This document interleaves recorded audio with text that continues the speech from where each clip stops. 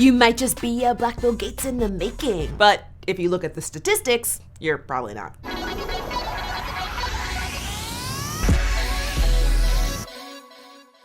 America is one of the wealthiest countries in the history of the world, no joke, but most people wouldn't believe it if you told them. Why? Because most of us will never see that wealth. The top 0.1% of Americans have as much wealth as the bottom 90% of Americans combined, which doesn't leave much for the rest of us. So who are the majority of these yacht-riding, sports car driving, super wealthy elite? I'll give you a hint. Who has historically held the most power in our society?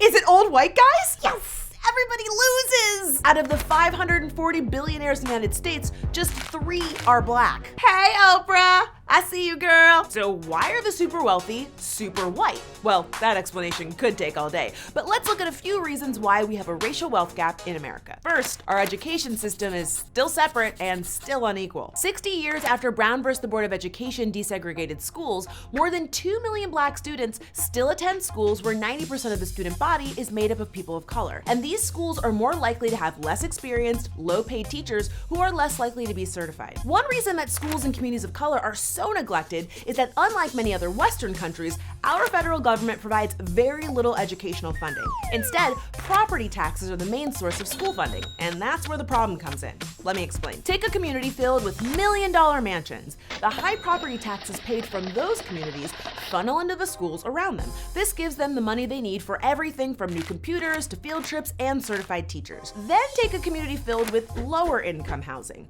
A much smaller amount of money is being funneled into the schools in those communities, leaving many students attending schools that are literally falling apart, with fewer resources to invest in extracurriculars, books, teachers, and all of the other resources needed to prepare students for college and high-paying jobs. But climbing into the 1% is not just about doing well in school. Gaining wealth starts with property. And home is where the prejudice is. Let's look at the national median value of 3 houses. The white homeowner's house is worth $85,800, the Black homeowner's $50,000, and the Latino homeowner's $48,000. Why is there this huge gap? Well, because homes in white neighborhoods are valued higher than in neighborhoods where people of color live. You can trace this back to the passing of the National Housing Act of 1934, which created residential security maps to outline areas in big cities that were safe for real estate investment. Do you see where this is headed?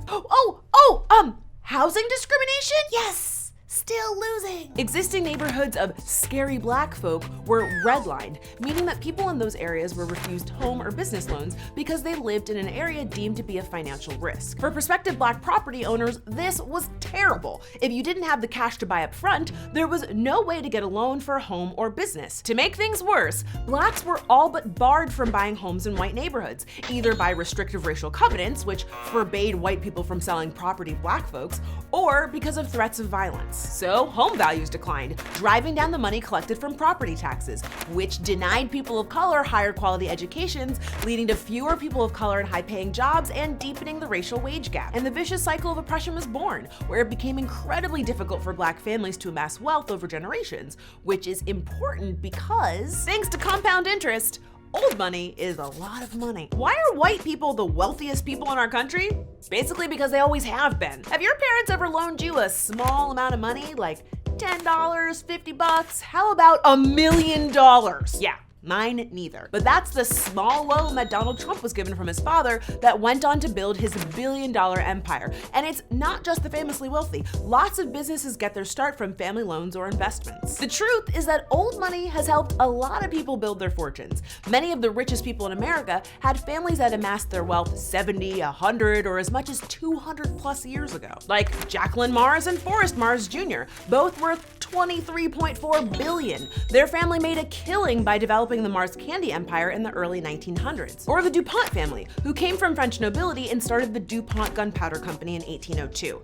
Now it's a 200-year-old conglomerate, and the family is still one of the richest in the country, worth $15 billion. So why isn't there more old money in the Black community? Well, 60 years ago, we couldn't even sit at the same lunch counter as white people, let alone start businesses or earn anywhere near as much money as them. And don't forget, only 200 years ago, we were considered property and not people in this country. Still not convinced? Consider this. The typical Black household has just 6% of the wealth of the typical white household.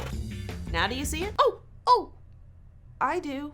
There are so many reasons why there's a racial wealth gap, and this is only the tip of the iceberg. People of color are routinely discriminated against in terms of labor markets, loans, and wages, and we're not even getting into the prison system. I don't know about you, but I don't need to be a billionaire to be happy in life. But I do believe that we should have an equal opportunity to thrive, regardless of our race or upbringing. And to do that, it's time we fight to create a country that doesn't just work for the 1%, but for all of us. What do you think might help close the racial wage gap? Tell us in the comments below, and we'll see you next week right here on Decoded. Hey, what's your name? Cindy. Wow, that's so exotic. What part of Asia is that from? From Texas. Ah, namaste.